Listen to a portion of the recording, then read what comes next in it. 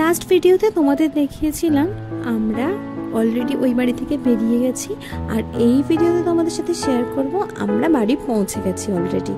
আর এসে দেখছি শাশুড়ি মা ওর জন্য বরণ থালা রেডি করে রেখেছে, আর আমরা ঢুকতেই আমাদের দুজনকে মা বরণ করে নিলেন।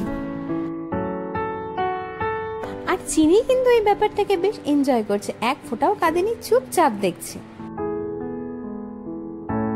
এরপর ওই বাড়িতে আমাদের গৃহপ্রবেশ হলো এবং হওয়া মাত্রই শ্বশুর যেই চিনিকে কোলে নিয়েছে একদম চিৎকার জুড়ে দিয়েছে, কারণ প্রথমবার কোনো লোকজনকে দেখলে একটু তো চিৎকার করবেই না।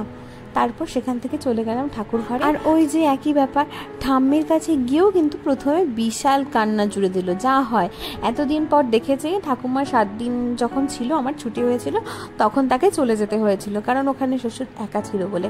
পরে এতদিন পর দেখে নিশ্চয়ই ও মনে রাখতে পারবে না, তো সেখান থেকে বের করে আনার পর মেয়ে কিন্তু কিছুক্ষণের মধ্যে খুশি হয়ে গেছে। এখন ওনারা যতদিন এখানে থাকবেন আমি আর চিনিও ততদিনই থাকবে। তা চিনিও এখন ঠাম্মির কোলে গিয়ে বিশাল খুশি।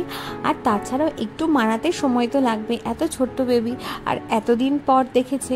আর নতুন লোক দেখলে যে কোনো বাচ্চাই কিন্তু প্রথমে যেতে সংকোচ বোধ করে, কিন্তু ও অতটাও কিছু করেনি, কিন্তু আস্তে আস্তে মানিয়ে নেবে। আর তারপর ও জন্মের পর এই বাড়িতে কিন্তু প্রথমবার এলো। তো কেমন লাগলো তোমাদের ভিডিওটা জানিও।